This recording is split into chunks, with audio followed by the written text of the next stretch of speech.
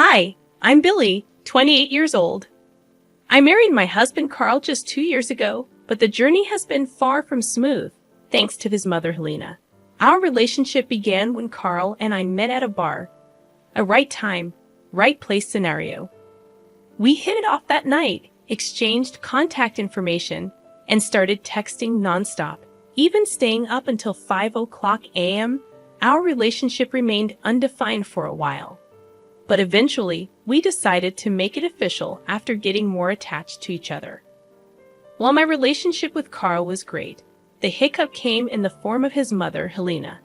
She was a formidable force who always got what she wanted, even if it meant resorting to questionable methods. Though admirable in some contexts, it became a problem when she set her sights on getting rid of me.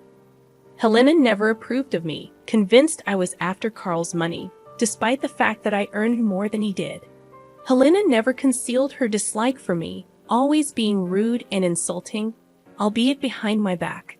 She went to great lengths to hurt me, from sticking her leg out to trip me to purposefully spilling drinks, either ice cold or scalding hot, on me. Initially, I dismissed these incidents as accidents, but the pattern became too apparent to ignore. Approaching Carl about it, I expressed my concerns. He was adamant that his mom loved me and dismissed my worries as me being upset over her lack of full approval.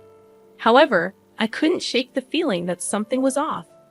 I questioned if he would stand up for me if his mother truly disliked me. Carl reassured me, attributing her behavior to overprotectiveness and suggested giving her more time. Reluctantly, I decided to follow Carl's advice and bear with Helena's antics. I made a conscious effort to be on my best behavior whenever she was around, hoping that, as Carl predicted, she would eventually come around. Whenever I visited, I maintained a reserved demeanor, only speaking when spoken to. It felt like I was transported back to the 18th century, but I was determined to do whatever it took to win Helena's approval. One day, out of the blue, Helena called me herself, a departure from her usual practice of contacting Carl. My heart raced as I answered the call, unsure of what to expect. "Hey, Helena, everything all right?" I asked, my voice tinged with uncertainty. "Oh yeah, of course. I was just wondering if you're free this weekend," she replied. "Yeah, why?" I replied, trying to hide my surprise. "Great. I was thinking maybe we could go out together," Helena suggested. "Us? As in, you and me," I clarified, taken aback. "Yes, I know I've been tough on you, but I want to make up for it," she explained. "Ah, of course. Where will we be going, and at what time?" I inquired, still trying to process the unexpected invitation. "I was thinking we could grab lunch at 1 in the afternoon at Sant. It's my favorite restaurant of all time," she answered. "Sounds fancy," I remarked, feeling a mixture of nerves and excitement. "Oh, it is. So, you better dress well," she teased. "I will. I'll see you there then," I confirmed before ending the call. I couldn't believe Helena wanted to go out with me. It was strange, but I focused on how my efforts were finally paying off. Despite her previous hostility, she needed time to warm up to me. I shared the news with Carl, who was relieved that the two most important women in his life were finally getting along. As the weekend approached, I eagerly awaited our lunch date, planning my outfit meticulously. When the date arrived, I chose a beautiful pantsuit that Carl assured me Helena would approve of. Upon arriving, Helena scrutinized my attire with a hint of disapproval. Nevertheless, I remained optimistic, grateful that she wasn't berating me for my choice. Once inside the restaurant, we were promptly seated, and our waitress approached. Something about her seemed familiar, and then I saw her name tag, Daisy. It clicked in my brain. Daisy was my childhood best friend. We were inseparable growing up, practically sisters. However, life took us in different directions when her family moved away during 7th grade. Memories flooded back as I recalled our tearful goodbyes and countless sleepovers. Despite the distance, our bond remained strong, but eventually our lives diverged. We both made new friends, and our once frequent contact eventually dwindled to nothing. Over the years, I occasionally reminisced about our past, but as time passed, I gradually forgot about her. However, fate had other plans, as there she was, working as a waitress in the upscale restaurant where Helena had invited me. As Daisy approached our table to take our orders, it seemed like she recognized me too. We exchanged pleasantries, and as she cross-checked our orders, she accidentally spilled water on me. Apologizing profusely, she discreetly left a note on my pants. Confused, I glanced at her, and she subtly nodded towards the note while continuing to dab at my lap. Curious, I discreetly read the note, which urgently asked me to come to the washroom. Puzzled and concerned, I excused myself and made my way there. After a brief wait, Daisy walked in, ensuring the stalls were empty before hugging me tightly. Surprised, I reciprocated and greeted her, expressing my delight at seeing her again.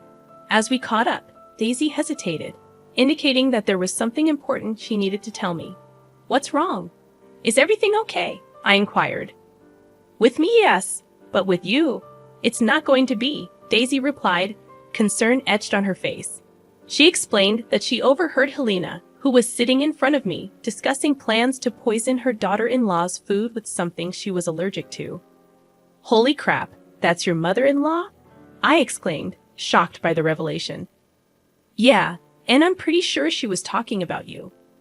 "I wanted to be careful about any other woman she might bring here," Daisy clarified. "What in the world are you talking about?" I asked in disbelief. "I overheard her planning to poison her daughter-in-law. I'm warning you just in case." "Run," Daisy urged, her expression grave. "Wait, are you sure it was her?" I questioned. "Hold on," Daisy said, producing a discreetly recorded conversation as evidence. While cleaning their table, I discreetly placed my phone in my shirt pocket, slowing down my cleaning process. Daisy, sensing the urgency, quickly found the video on her phone. As described, the footage revealed Helena and her friend Betty talking disparagingly about me, labeling me a disrespectful daughter-in-law incapable of caring for myself or their son. Helena even boasted about tormenting me to put me in my place, referring to my efforts to gain her approval as pathetic.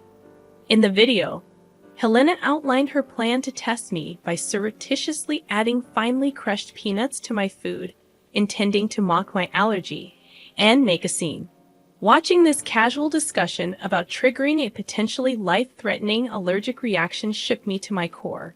Helena clearly identified me as the daughter-in-law she was referring to, and I have a severe allergy that could lead to anaphylaxis. Grateful for Daisy's warning, I thanked her for the heads up. She assured me she was just looking out for another woman and expressed relief that she could help.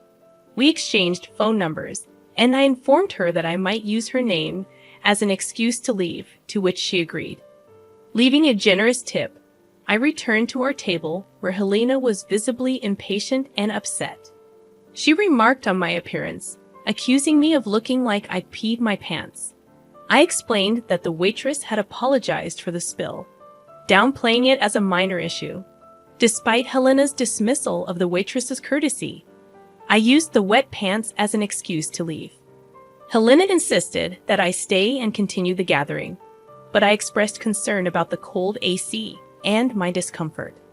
Apologizing, I stated that I needed to leave immediately to avoid falling ill. Helena, clearly disappointed, tried to guilt me for leaving when she had extended an invitation to know me better. Apologetic yet resolute, I explained it was beyond my control and left, encouraging her to enjoy the rest of her time at the restaurant. After expressing my excuse, I left promptly and drove straight home. However, before reaching home, I made a detour to a gas station where I texted Daisy, urgently requesting the video of Helena discussing her plan. Daisy responded promptly, and armed with the incriminating evidence, I resumed my journey home. Carl's surprise at my early return was evident, considering how excited I had been earlier. Without exchanging words with Carl, I headed straight to the bathroom, craving the cleansing heat of a hot shower. Fearful that Helena might have tainted my clothes or hair with crushed peanuts, I scrubbed myself vigorously, repeating the process 3 times. Once done, I tossed my clothes into the wash and scrubbed my hands clean, Carl observing silently from the corner. When I finished, Carl gently prodded me to share what had transpired.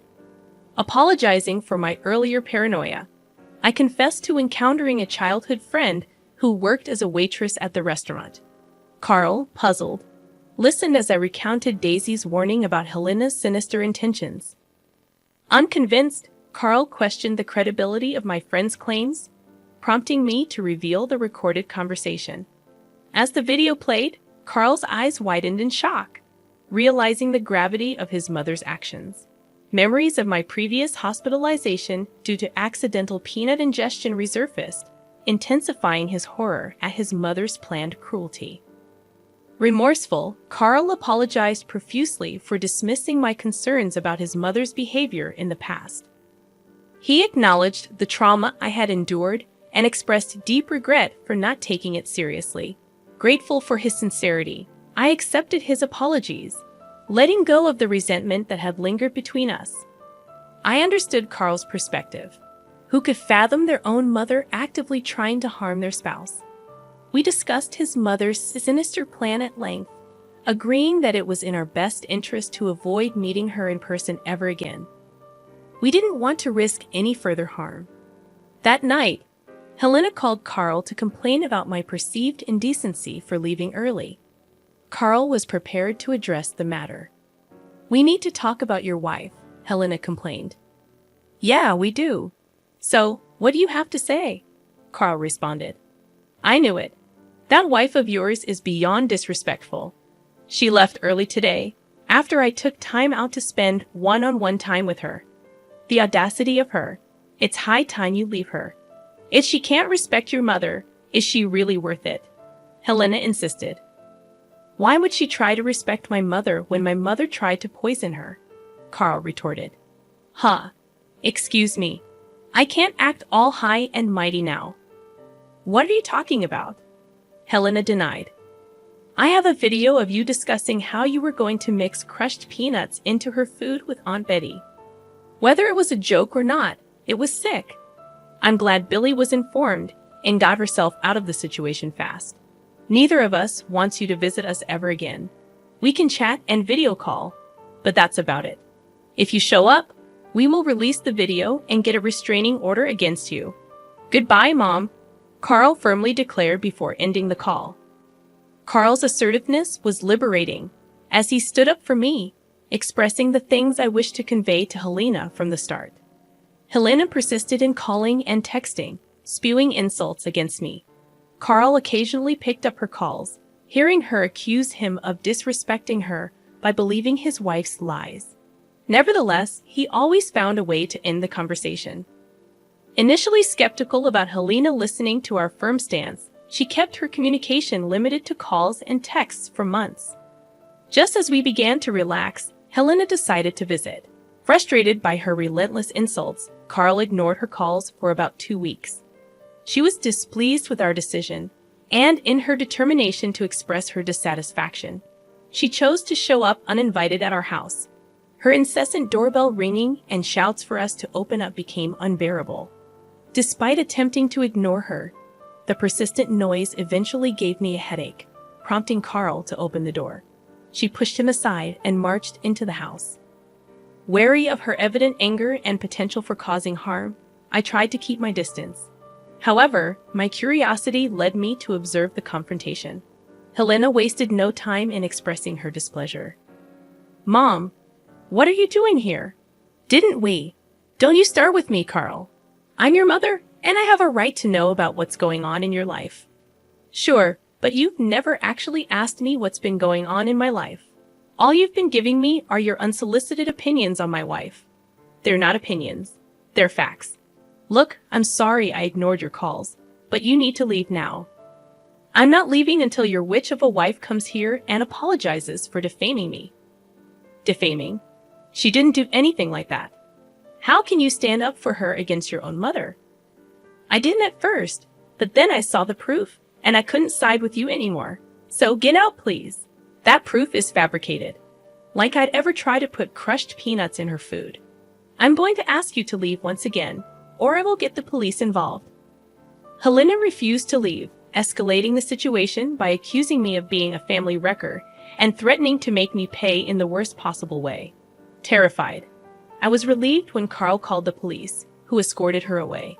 Subsequently, we filed for a restraining order, determined to maintain a distance from her. Helena persisted in portraying me as evil to the police. This false narrative hurt, especially since I hadn't done anything to warrant such hostility. Facing backlash from Carl's relatives for seemingly villainizing his mother, Carl took a bold step. He placed them in a group chat, sharing the video of Helena planning to poison me and explaining my severe peanut allergy. The relatives apologized and redirected their anger at Helena. Unwilling to accept responsibility, Helena retaliated by blowing up our phones, accusing us of defaming her again. Despite the challenging months, we decided to move on, blocking Helena everywhere and committing to no contact with her. Grateful for Daisy's intervention, I rekindled our friendship and life has taken a positive turn. We've hung out a lot, almost returning to our old friendship. With Helena out of our lives, we look forward to a better and brighter future.